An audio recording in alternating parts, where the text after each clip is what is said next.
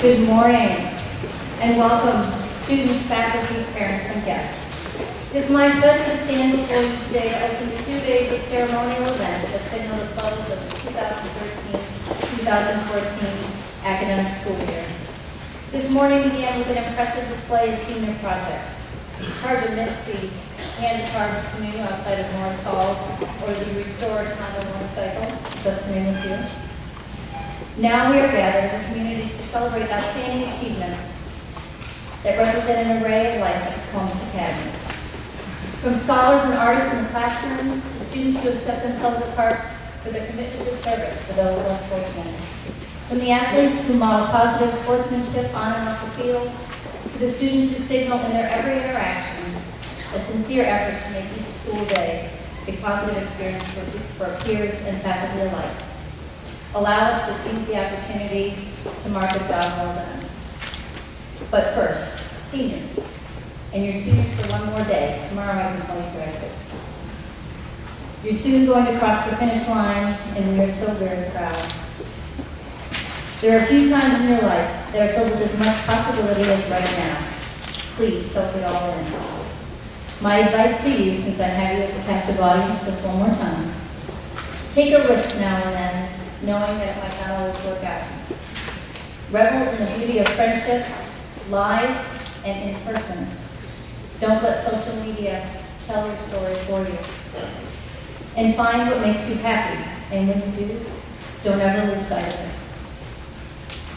it. Now, to get on with this morning's program, let me introduce to you our cum laude speaker. Mr. Kevin Conlon has been Provost and Vice President for Academic Affairs at Columbus College of Art and Design for the last 3 years. Prior to his work at CCAD, Mr. Conlon was Associate Vice President for Academic Affairs at England College of Art and Design from 2008 to 2011, and Dean of Undergraduate Studies at Savannah College of Art and Design from 2004 to 2008. Mr. Conlon regularly speaks on the value of creativity and is a passionate advocate for the transformative power of art and design, and their ability to shape both culture and commerce. He regularly chairs panels and presents papers on the links between art and entrepreneurship and project-based learning. He's made presentations for the Southeastern College Art Conference, the Association of Independent Colleges of Art and Design, and the College Art Association. Future presentations are to be to the Ohio Educational Technology Conference, as well as the National Art Education Association. As an artist, Mr. Conlon is a sculptor. He earned his BFA from the University of South Alabama and his MFA from the Ohio State University. In addition to his busy administrative schedule, he still maintains an active studio practice with regular public and private commission work. Please welcome Mr. Kevin Conlon. First of all, I want to thank everyone for having me here at the Columbus Academy. It's an honor to be part of this ceremony as the Cum Laude Society inducts its new members. So Cory gave you a little bit of information about my background, so you know I'm an artist and that I teach art, and that I'm a provost at Columbus College of Art and Design. In short, I am surrounded by artists. Those people that aren't artists often make a lot of assumptions about what it is that artists do. And a lot of people that I talk with that aren't artists think that only artists and designers can be creative. They tell me they don't have a creative bone in their body, which of course always makes me smile because creativity doesn't come from your bones, it comes from your mind. Creativity has a lot less to do with technical skills, what you do, and much more to do with your thinking skills and how it is that you look at the world. While it's true that painters and sculptors and architects and animators all envision things with their minds that others don't, and then they work to realize those visions with their artistic skills, they are not the only ones who are creative. Teachers, diplomats, consultants, entrepreneurs, bankers, conservationists, politicians, engineers, managers, financiers, and scientists can all be creative.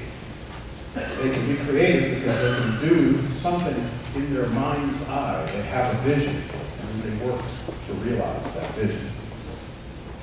A guy named Steve Jobs, who started this little known technology company back in 1976 called Apple, once said, quote, creativity is just connecting things. When you ask creative people how they did something, they feel a little guilty because they really didn't do it.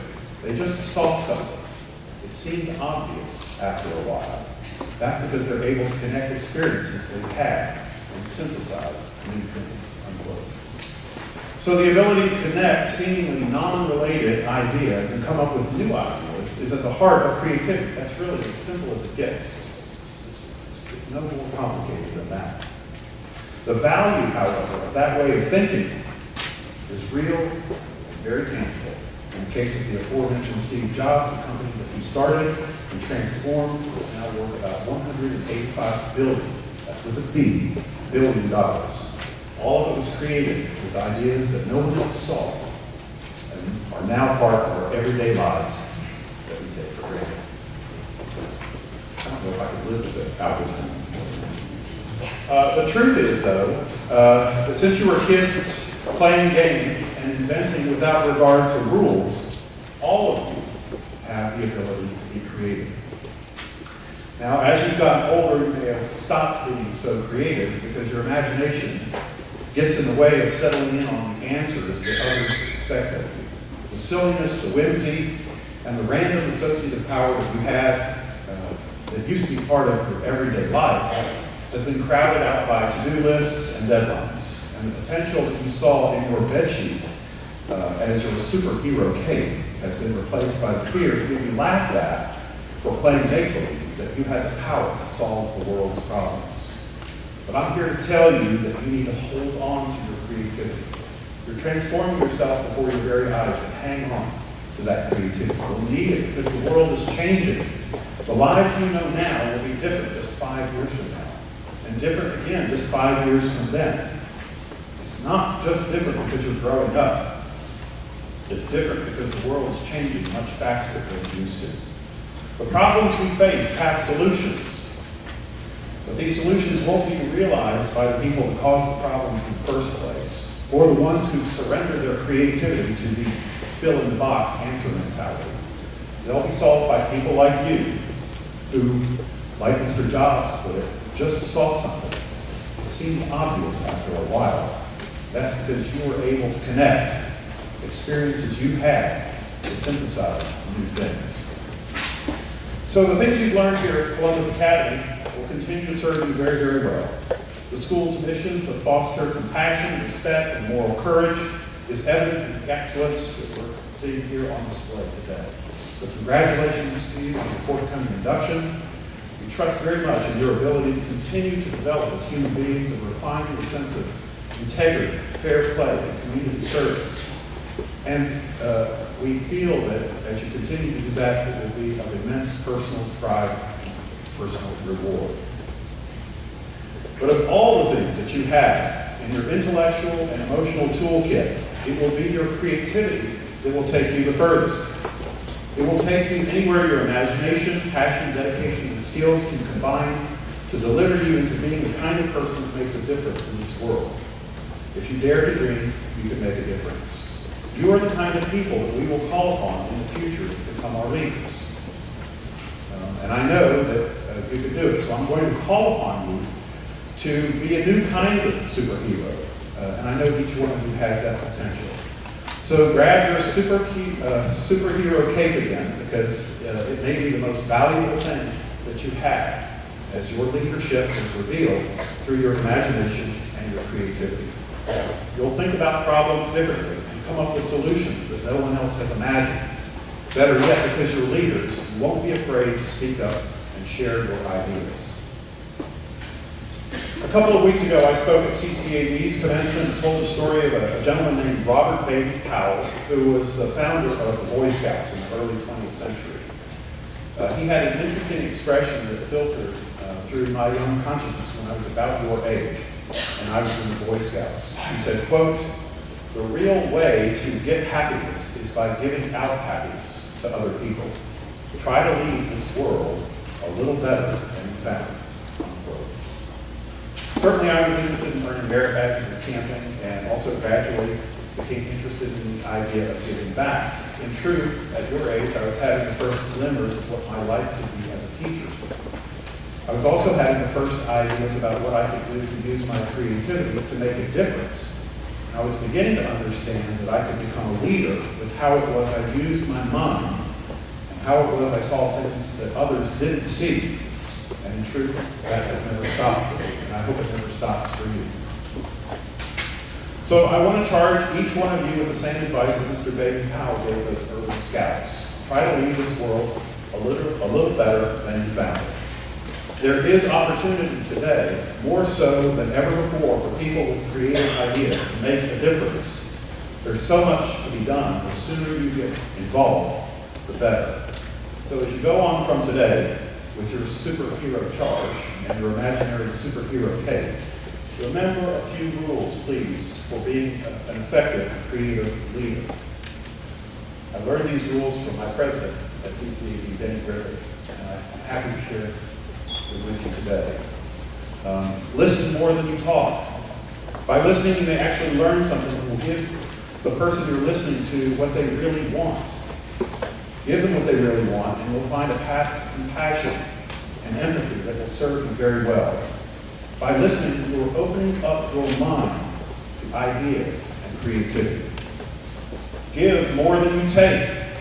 Winston Churchill said it best, we make a living by what we get, we make a life by what we give.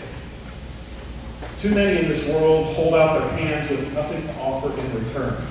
To those who are too busy accounting for what they feel they've missed, you've missed the whole point of life. Counting cash is not creative, but putting it to work for others can be. Care and be willing to show it. Be passionate about something. And don't be afraid to let people know it, even at the risk of some personal embarrassment. There are far too many people in this world who hide behind apathy, not because they're apathetic, because they worry about too much what others might think of them. If you give more value to the fear of what others might say about you, you give them too much power. It's just that simple. And a really important for me, especially with this generation, you need to get rid of sarcasm, cynicism, and irony. These are nothing more than tools to belittle others for their courage while simultaneously masking their own fears and insecurities. Support and love the things that you value and fight for the things that you believe. But don't take cop-out positions with irony or sarcasm. It gains you nothing, and it is certainly not creative. In fact, it is an empty and worthless stance. Please don't do it. Have a sense of humor about yourself. Don't take yourself so seriously that you can't afford to laugh at a mistake or a gaffe. Life is full of stumbles. It's how you get up and recover gracefully that makes the difference. The ability to occasionally laugh makes life so much sweeter. And trust me, you'll learn far more from your failures than you will from your successes. Fail fast, get over it, laugh it off, learn from the mistake, and try again. And last, back to Mr. Baden-Powell's words. I don't know if you've ever been a Boy Scout or a Girl Scout, or whether you knew about Mr. Baden-Powell, but remember his words and, quote, try and leave this world a little better than you found it, unquote. Boyhood and scouting are a very long way away from you now, sometimes a little uncomfortably so. But I'll share this with you. If you can hang on to the optimism and energy you feel right now at this very moment, and use it to fuel the world with good thoughts, excellent deeds, and the beautiful and creative artifacts of your imagination, you'll do just fine. Congratulations.